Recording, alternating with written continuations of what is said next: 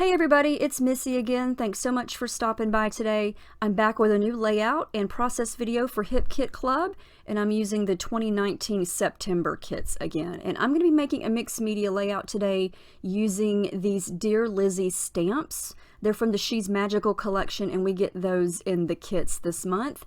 And then I went back to several past color kits and pulled out almost all of the Lindy's sprays that we have received from those kits, and I'm going to create sort of a rainbow design using this cute little rainbow stamp, but I'm not going to use it as a rainbow. I'm going to use it as a scallop. So all I'm going to do is spray some of this ink onto some plastic and then smudge the stamp around and then just start to stamp on this textured white cardstock. I haven't used any gesso or anything like that. I just wanted to try this out and see how it looked. And I love that it's kind of splotchy and messy, and each one looks a little bit different. Some of them have more ink, some of them have less, but I thought this little rainbow would make a very cool scallop. So I'm going to use some dark pink, some lighter pink, yellow, green, and blue. So kind of a rainbow color scheme here. And I'm just going to do one row of each color. And yeah, this is not going to be a perfectly stamped image because I'm not using an actual ink pad, and I was going for a messy, splotchy look just like this because I was in the mood to just kind of create a random background with an interesting shape, and so this was perfect. And I'm using a very old stamping block. Yeah, you can see there it's very stained. I've probably been using it for over 10 years, and it still works great, but since I was using liquids and the actual stamp is very thin and kind of flimsy, like you can move each of those little arcs around. It's not one solid stamp. Some of the liquid would get underneath the stamp and it started to slip and slide around, so I had to take everything off and dry it and then put it back on the stamping block. But it wasn't a big deal, but yeah. Anyway, so I finished all the colors, and I think that turned out really cool. It's something different, and it's a fun way to use that stamp other than just a rainbow. But I'm still creating rainbows, but just in a different way, I guess you could say. So I thought about leaving that as is on the textured cardstock, but then I thought I'm in the mood to do some fussy cutting. I want to cut each of these strips out and layer them kind of like they are now, but I want to be able to ruffle up the edges and make it a little bit more textured. So I pulled out some of the thick white cardstock, and I'm going to go with that as my background. And I'm going to choose to scrap this cute black and white picture of my daughter. And I feel like the black and white's a good choice because it's going to pop against all the colors that I'm going to use. And then it's also going to make all the colors pop. So I found this paper strip. It's from one of the Dear Lizzie papers. It's the branding strip, and I thought that I would use that as sort of a topper for all of these scalloped pieces. And excuse me, I thought about starting at the very top of the page, but then I thought I wanted to leave a little bit of a gap and just go from there. So I'm gonna glue down each strip, and I'm gonna make them kind of wonky and crooked so they're not perfectly straight, and layer each one underneath the previous one, and so that way I can ruffle up the edges and it's going to create some fun texture. And then the more I got going, the more I thought, what am I going to add at the very top since I've got this white open space? So I'm going to come back to that later, but yeah, I just was challenging myself to do something different. You know, and I feel like this layout is different, but it was fun to make. So I'm going to put the photo kind of on the left side of the page, and then I'm going to do some mixed media kind of underneath where the photo is going to go. So I'm going to add some clear gesso on that part of the layout, and I did add a little bit of clear gesso on the top white strip also. And I realized that I hadn't used any of these Dear Lizzie frames that we get in the kit. So I'm going to use 2 of those today, but I am going to do some mixed media. So I am going to go with the same colors that I used to create the scallops, and then do just a little bit of pink up here at the top. And then I'm going to do some blue and some yellow down beneath all the scallops. And I just like the way that looks. It gives something to that big white strip to break up the whiteness of it. And then I'm going to do some blue down below where the photo is going to go, because the photo is going to overlap some of the scallops, but you're still going to be able to see some on the left and then a lot more of it on the right of the photo once it's there. But yeah, I just wanted this to be kind of a soft blue to match the color that's in the frames and the colors that's in the scallops. And so I'm just going to keep going. I'm adding some of the color, I'm adding some water, and you can see that the color is easily blendable and spreadable because I use the gesso. And before it dries, and even after it dries pretty soon, I can still reactivate it with some water and continue to let it kind of smudge and blend. And that's the beauty and the magic of gesso. It just allows you to do so much more with your paints and your watercolors there. So yeah, this is just water, the brush, and the color. My fingers just kind of smudging here and there, and just keep working at it until I get it exactly how I want it. And the paper is going to warp a little bit. I think I've talked about that in several layouts recently. You know, I get lots of questions about, do your papers ever warp and how do you flatten those out? And the answer to that is yes, they warp every single time. It's just the nature of paper, because this isn't any special watercolor paper. It's just thick textured cardstock, and the gesso does help, but it does warp. And when that happens, I just try to let it dry as best I can, and then I just lay something really flat and heavy on top of it overnight, and that does help it. It doesn't ever come completely flat. It always is going to have some ripples in it, or the edges may curl up, but that doesn't bother me. You know, I expect that to happen because it is paper, and I do add a lot of water to it. But yeah, it does flatten out a little bit, but you know, don't stress out about it if your papers warp. And I know a lot of people don't do mixed media layouts because they don't like the paper to warp, and that's fine. You know, if you don't want to even have to deal with that, then, you know, this layout could be done completely without the mixed media. And so it's just whatever you like. And, you know, I like making videos to give people ideas.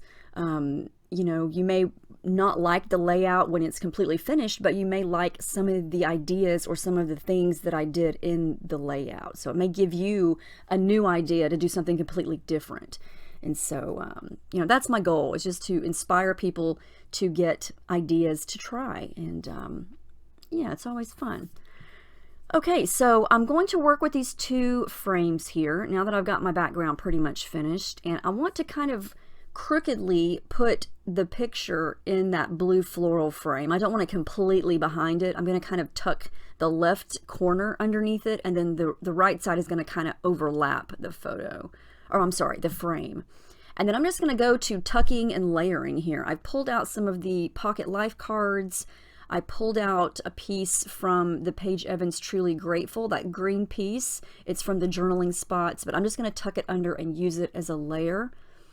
And then I've really been wanting to use this cute little pink and purple owl die cut from Pretty Little Studio. And so I'm going to use it today because I feel like it matches and it's just so cute.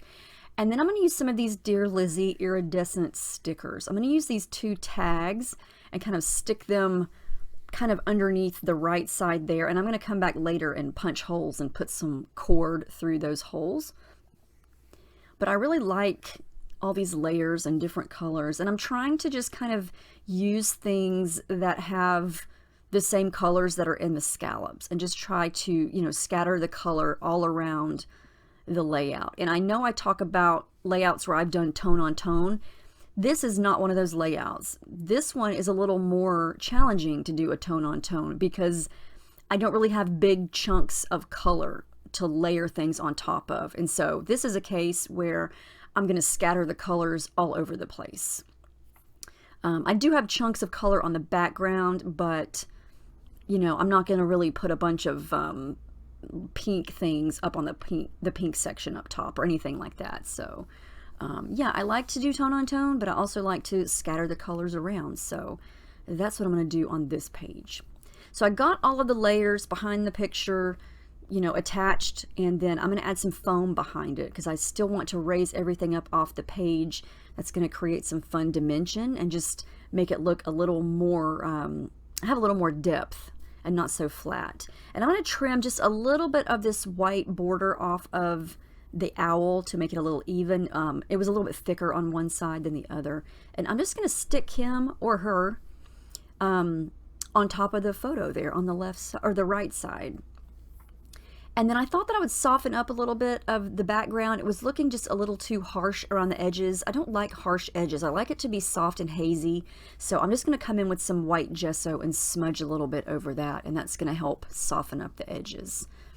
All right, so here are the 2 tags that I peeled from that Dear Lizzie sticker sheet, and I'm just going to punch some holes in the end of the tag, because whenever I use tags, I just feel like they need to be finished off with some cord or some ribbon or some string, and I love that look. And so I'm going to do that with these 2. This is just some cord from my stash. I think I bought a giant roll of that at Michael's years ago, and I'm still using it. So, and I'm going to wind up trimming that a little bit, but for now I'm just going to leave it as is and continue to work on stuff. And the reason I put my picture on the left side is because her face is facing the right, and it looks like she's kind of looking toward the right. And so I want it to look like she is looking across the page. So I fussy cut out that floral cluster from that Big Pocket Life card, and now I'm just going to add some thread. I pulled out all of the 5 colors that I used, and I'm going to layer in some of the blue there on the left, along with some of that minty green color. I did put some yellow over on the right. And then I'm going to tuck that floral cluster right there. And I feel like it's perfect because it has all the colors that I use, including that deep, darker pink color. And I felt like I needed to bring in a little bit more of that color. The very first scallop, you can see it's that dark pink. And I have some thread to match, so I'm going to add in a little bit of that right there underneath that floral cluster. So that's going to help tie in that dark pink color down to that part of the layout. And so from here, I'm going to go ahead and glue down the thread. I'm going to glue down the picture because I know that that part is done. And I let it sit for a little bit. I put something heavy on top of it because it was warping, so I just let it dry. And then once it dried, I did some stitching. Yeah, I did some very close zigzag stitching, and I did change the thread out to match every color that I had, and I just did it at the very top of that border. And I was very pleased that I kind of did it in a straight line because my stitching is never really straight. And I was struggling with the title, and then I looked at this September Pocket Life card and realized that they had all the letters to my daughter's name. So I thought, oh, I could use her name using these small letters, and they all matched. Her name is Reese, and so yeah, I'm going to go simple with the title, and it's going to be Hey Reese. Sometimes I just like to go simple, and I wanted to mix and match, and so I pulled out those iridescent big white puffy thickers for the word hey, and then yeah, I just lucked out with the letters of her name working in September there, so that's going to make that a little bit easier. And then I'm going to use this die cut here that says You Amaze Me. And that is the Seafoam Minty Green color. And I'm going to tie in some of the blue with this little banner strip from a Pocket Life card. Here's where I'm going to try to pull all the colors in down here to this bottom cluster. So I've got some blue, some pink, some green. And then I noticed that there were 2 of the little rainbow stickers on that Dear Lizzie sticker sheet. I'm going to use those, but I'm going to flip them upside down to mimic the scallop pieces. So yes, they're rainbows, but I'm not going to use them as rainbows. I'm going to use them as scallops underneath that green piece. And then I'm going to add a little bit more thread down there. I couldn't decide what color. I decided to go with the blue. And I'm going to tuck that underneath the die cut there. And I did add some foam to that to pop it up off the page. And then here are these 2 little rainbows. But I feel like those were cute because they mimicked the scallops up at the top. And so I've got all the colors kind of pulled down to the bottom. And I am going to add this yellow flower. I felt like I needed a little pop of yellow, and I thought about doing it to the left of the R, but I wind up putting it right there by the Y. And then my journaling is going to go in this little space here. And I like to use my T-square ruler because there is a 100% chance that my journaling will be either downhill or uphill, and it will ruin the whole thing. So that's one thing I do like to have straight, is my journaling. So I use my ruler for that, and then I'm using a black fine tip Sharpie for my journaling. And I do add the date stamp off camera, and I do add 2 more little stickers up at the top, but that's pretty much it. I love how this turned out. I think it was fun to try. It was definitely different. I love using the Lindy sprays with the stamps. It was something fun to try, and I like the messy, you know, whatever you want to call that, results. It's something, you know, unique and different to try. So you don't always have to use ink pads for your stamps if you're looking to create a fun, messy background.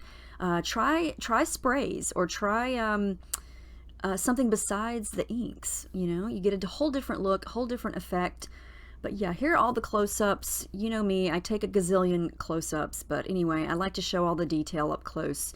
But anyway, I hope you guys enjoyed this. I hope you got some ideas to try. Let me know if you have any questions. Thank you so much for watching, and I hope you have a great week. I will see you next time.